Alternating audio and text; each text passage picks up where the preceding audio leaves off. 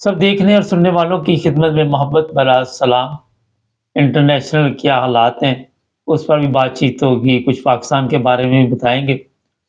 آپ سب کے علم میں ہے کہ شام میں جو انقلاب آیا وہاں پہ بڑی تعداد میں لوگ جیلوں میں بند تھے، اور کئی تو ایسے تھے کہ کوئی 45-50 سال سے بھی جیل میں بند تھے، ان کو آزاد کر دیا گیا۔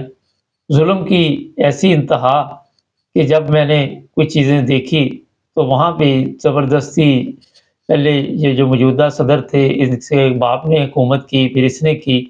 عبدالقیوم صاحب ہمارے ساتھ ہیں، اور اب وہاں پہ یہ بھی بتایا جا رہا ہے کہ شام کے ٹکڑے ہو سکتے ہیں اور مختلف ممالک کا قبضہ پہلے بھی وہاں پہ ہے۔ سر کیا دیکھتے ہیں، اتنا بڑا ظلم کیا گیا، بے گناہ لوگ جو تھے ان کو 40 سال 45 سال جیلوں میں رکھا گیا۔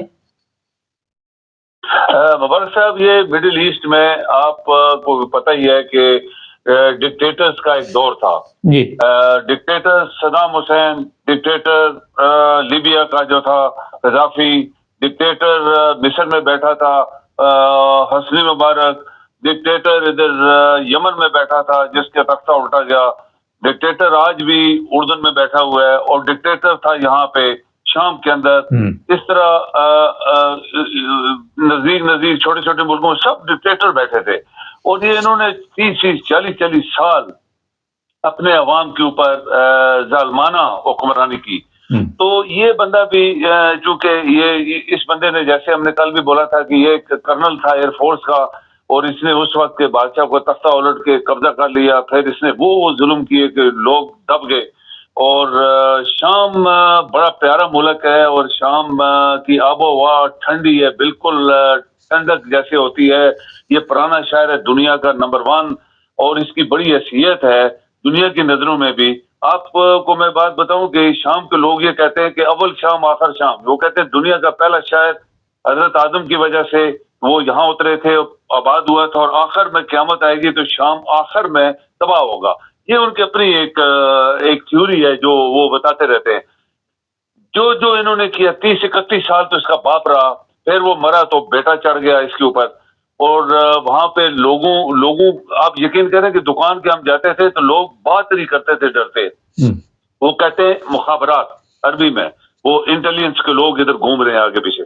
تو یہ اتنے ڈرے ہوئے لوگ، ابھی لاکھوں دنیا مری ہے مبارک صاحب، لاکھوں دنیا جو ہے وہ اس شام کی آزادی آپ کہہ لیں دوبارہ، یا یہ ابھی بہت یہ ایریا ابھی 5-6 فوجوں میں تقسیم ہے ابھی تک۔ یہ صرف دمشق قبضہ ہو گیا ہے، یہ 1-2 شہر اور قبضہ ہو گئے، باقی پورے ملک کے اندر 6-7 ملکوں کی فوج بیٹھی ہوئی ہے۔ کردیوں نے اچھا خاصا علاقہ ان کا قبضہ کیا ہوا ہے، اوپر ادھر ترکی کی فوج اندر بیٹھی ہے، ایران کی فوج بیٹھی ہوئی ہے، امریکہ کا بھی چھوٹا سا حصہ اندر گھسے ہوئے ہیں، رشیا نے بہت بڑا ان کے نیول بیس قبضہ کیا ہوا ہے، اور ان کی اپنی فوج پلس جو ان کے مجاہد ان کی طرف سے لڑ رہے تھے وہ بھی وہاں بیٹھے ہوئے ہیں، اور یہ جو لڑ رہے تھے یہ بھی ان کے ساتھ ہی تھے۔ تو ابھی یہ کلیئرٹی نہیں آئی، قبضہ تو ہو گیا، لیکن اس کے بعد کیا جو دنیا کی فوجیں بیٹھی وہ نکل جائیں گی وہاں سے؟ بڑا مشکل لگ رہا ہے۔ ابھی اس کی کل بھاگنے کی جو اطلاع تھی وہ یہی تھا کہ یہ دمشق سے لتاکیہ جہاں رشیا کا نیول بیس ہے، یہ وہاں تک جہاز پہ گیا، یہ گھنٹے کی فلائٹ ہوگی یا تھوڑی ہوگی، تو لوگوں نے بولا جہاز کریش ہو گیا۔ ایکچولی وہاں جب لینڈ کر دیتا ہے جہاز تو پھر اس کو آپ ٹریک نہیں کر سکتے۔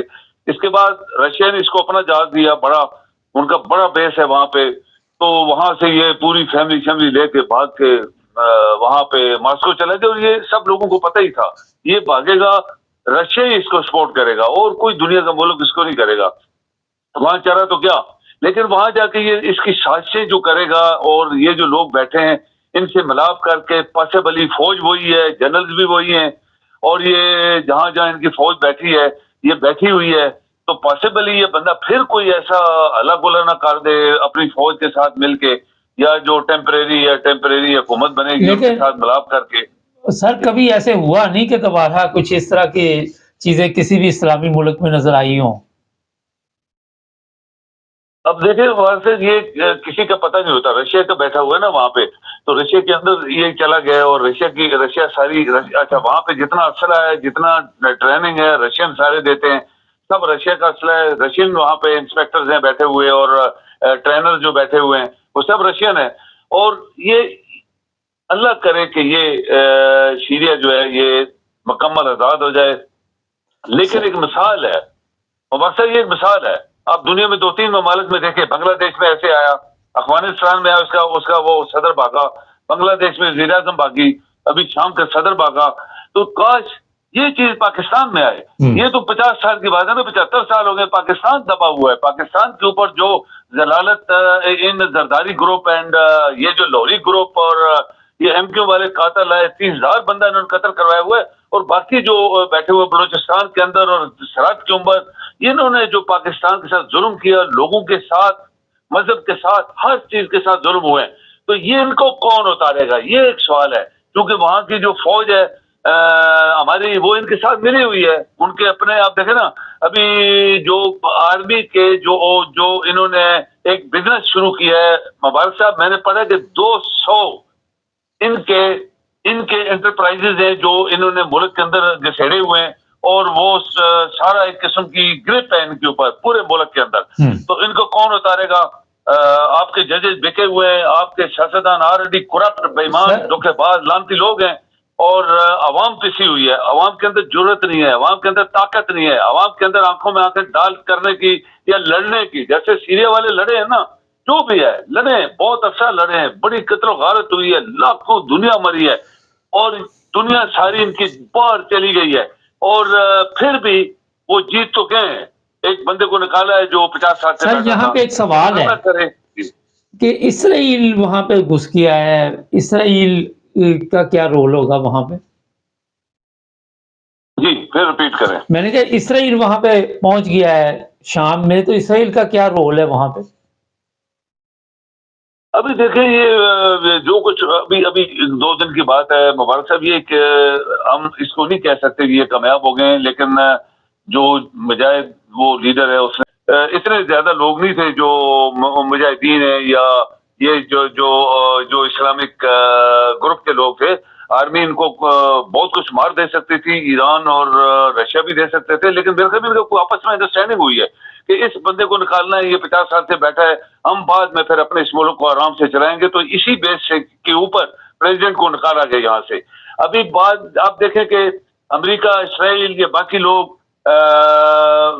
پاسبلی اسرائیل چونکہ سارے عربوں کو مار رہا ہے، لبنان کو دیکھیں، غزہ دیکھیں، اس شام کو بھی اس نے مارا ہوا ہے، ایران کے اوپر بھی اس نے مارے ہیں میزائل. تو ایک ملک کو کنٹرول کرنے کے لیے آپ کے سارے عربی جو ہیں ان کو ٹیکے لگے ہوئے ہیں.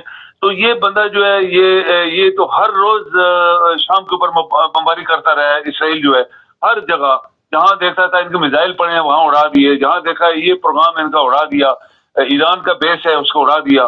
تو یہ تو فائدے اٹھانے والی بات ہے. اور گولان ہائٹس آپ کو پتہ ہے یہ ایک بفر زون بنا تھا، وہ بھی اس نے قبضہ کر لیا کل سے. تو یہ ایک مسلمانوں کی بدبختی ہے. جب وہ ٹرے مارتے ہیں، ہمارے جیسے ٹرے مارتے ہیں ادھر ٹی وی کے اوپر، ہمارے پاس میزائل، ایٹم بم، وہ فوج 2 ملین. جب آپ مسلمانوں کے اوپر ظلم و ستم ہوئے تو تم لوگوں نے ایک بندے کی مدد نہیں کی وہاں پہ. وہ بچے کی میں پھر دہراؤں گا، جس بچی نے یہ بولا تھا چھوٹی سی نے کہ مسلمان ہماری کیوں نہیں مدد کر رہے. یہ ایک شرمناک، ایک بغیر گناہ تھا مسلمانوں کا کہ اتنی بڑی فوج. کل پرسوں میں دبئی کا پروگرام دیکھ رہا تھا، آپ یقین کریں مبارک صاحب کو لاکھوں فوج ان کی کھڑی تھی، پریڈ کروا رہا تھا وہ دبئی والا. ان کی حالت دیکھو پہلے. اور دبئی تو بھائی تم لوگوں نے مدد تو نہیں کی نا کسی کی. فوج کو کسی نے کیا کرنا ہے؟ ترکی والا کتنی ٹرے مارتا ہے، کسی نے مدد نہیں کی. شام کے اوپر آج جو بھی ہو رہا ہے، 5-6 ملک آلریڈی بیٹھے ہوئے ہیں مبارک صاحب. اسرائیل اگر اندر نہیں ہے تو باہر ضرور ہے اور ان کو مار رہا ہے. کل بھی اس نے بمباری کی ہے، آج بھی کی ہے. تو یہ ایک خطرناک قسم کی سچویشن ہے وہاں پہ، کیونکہ اسرائیل کو یہ پتا ہے کہ مسلمان جو ہیں وہ میرے ساتھ ٹکر نہیں لگائیں گے. بہت شکریہ سر. جی میں آج کل جرمنی میں ہوں. یہاں پہ بڑی تعداد میں شام کے لوگ موجود ہیں. انہوں نے کل ایک جلوس بھی نکالا ہیمبرگ میں، کچھ ویڈیوز میں نے دیکھی تھی. اور یہ آپ کو بتانا چاہیے کہ یہاں پہ سیاسی پناہ ان کو دی گئی، لیکن ایسی خبریں آتی ہیں کہ کرائم میں ملوث ہوتے ہیں یہ لوگ. یہاں پہ مسلمانوں کے جس طرح ابھی سر نے حالت بتائی ہے بڑی افسوسناک ہے، اور آہستہ آہستہ تمام مسلمان ممالک پہ قبضہ ہوتا جا رہا ہے. یہ بڑا ہی خطرناک ہے، اتنے کمزور ہو چکے ہیں مسلمان